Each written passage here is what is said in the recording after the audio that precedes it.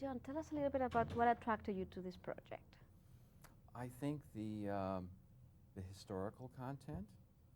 I've always been fascinated with Atlantis, the lost continent. I can remember um, in my younger days when I was like 10 or 12 years old, I used to love to sculpt with clay. And I remember seeing a movie about Atlantis that came out during that time and recreating it in clay with all the Atlanteans and then destroying the whole island and, you know, submerging it in water. Um, it's wonderful to be, you know, asked to participate in something like this. I love the character Milo. I feel very privileged to be able to work on a character like that. Being a scientist, he's very closely akin to us animators because we're kind of, you know, we're very obsessive, you know, and very scientific in our approach to the art of animation. So there's a one-on-one identification, very truly, with me and the character. Um, Tell us a bit about the process. How do you start? Where do you get the idea for the character? And does everything start on the storyboard? So how is the process? Well, I came in probably a year and a half after the fact, after this initially was developed. There was already scripts. There was some visual development that had gone on, but there was no vocal choice. No one had been cast yet. So in the first maybe 2 or 3 months, I'm just alone in my room doing drawings based on what the script is describing. And I remember filling a board with maybe 50 or 60 different types of Milos, variations on a theme. They were all kind of tall and lanky, but some had different hairdos, different noses, different styles of cheeks and facial expressions.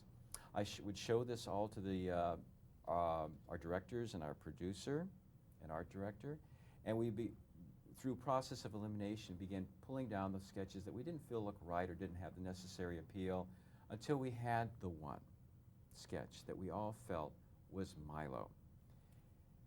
Soon after that, we had our first recording session with Michael J. Fox. So with that sketch and with his influence, we finally got the character that we see in the screen, which is Milo J. Thach.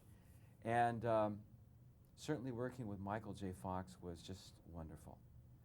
He's a spectacular actor. He knows how to act for animation. And every recording session we would have, we would videotape his performance and study that along with my animators a frame at a time to understand his gesturing and his facial expression, and we would use a lot of that in our animation. So you learn how he moves his mouth and how he... Yes, all of that. Because he has a very, very specific way of moving. Movement for people are like fingerprints. They're unique to that character. And he had such a uniqueness in the way he would move his hands. We would think, there it is. That's exactly what we would need for Milo.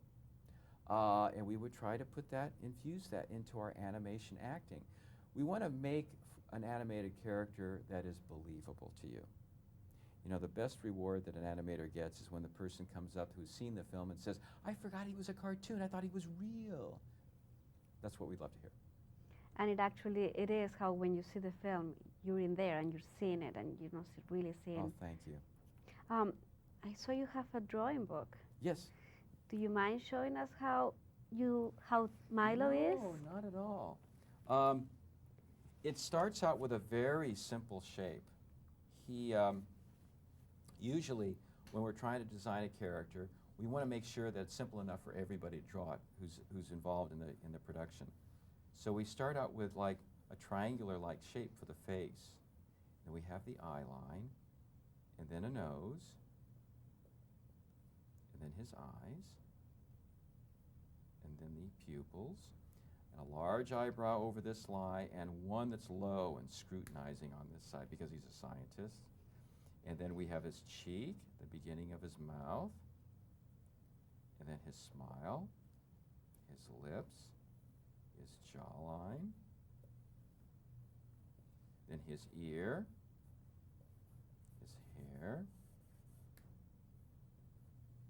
other side of his head, his sideburns, top of his head, then the other side of his hair, and then his large glasses.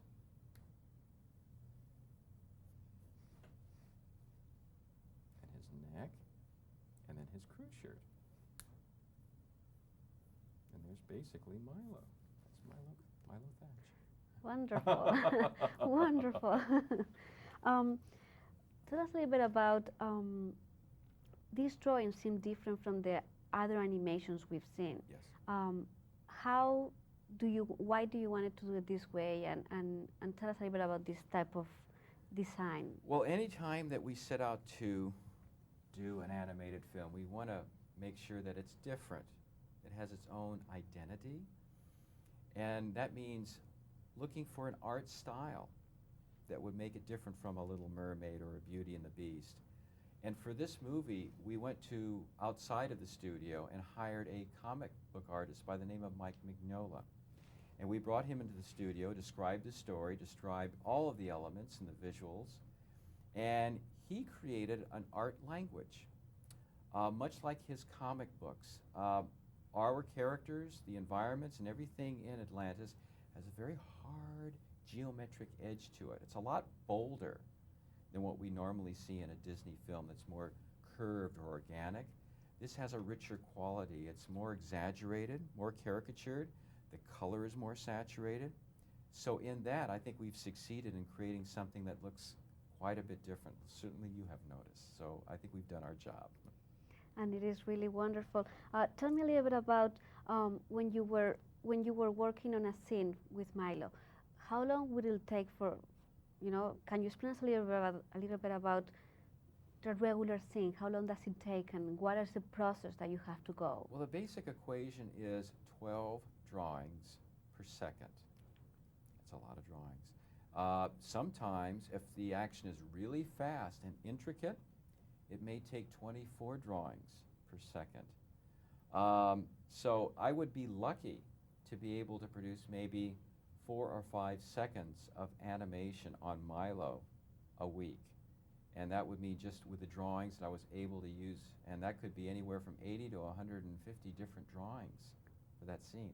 Yeah, it takes a lot of time, lots of moving on the paper.